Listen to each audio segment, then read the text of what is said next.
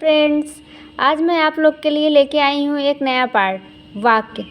तो चलिए हम लोग वाक्य के बारे में जानते हैं।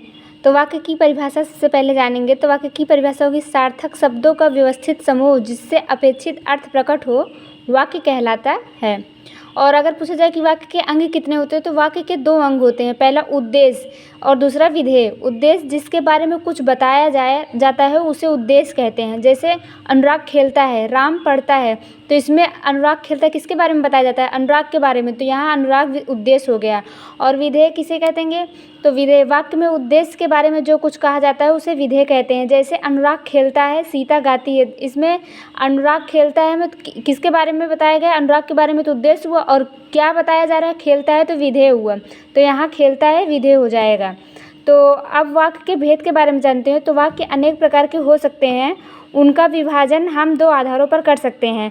पहला, रचना के आधार पर वाक्य के 3 भेद होते हैं।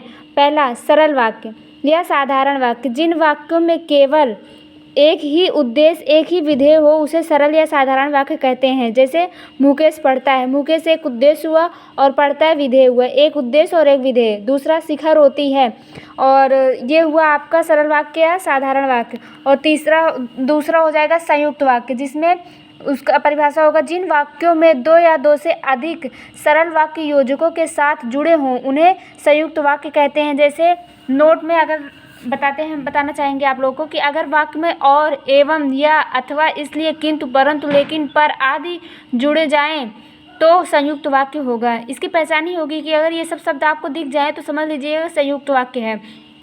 और जैसे हम बताएं उदाहरण में, तो उसने बहुत परिश्रम किया किंतु उसे सफलता नहीं मिली। देखिए किंतु यहाँ आया है ना, तो ये संयुक्त वाक्य हो गया। प्रिय बोलो पर असत्य नहीं, पर आया है ना, तो ये संयुक्त वाक्य हो गया। और तीसरा पार्ट जो होता है मिश्र वाक्य या मिश्रित वाक्य, जिनमें एक वाक्य दूसरे वाक्य पर आश्रित हो उसे मिश्र वाक्य या मिश्रित वाक्य कहते हैं। और इसमें भी नोट में अगर वाक्य में की, जो कि, जितना, उतना, वहाँ, जहाँ, जब, तब, जिधर, उधर आदि जुड़ जाएं तो मिश्र वाक्य हो गए। ये सब शब्द चाहे जहाँ भी आपको दिख जाए तो मिश्र वाक्य तुरंत लगाइएगा।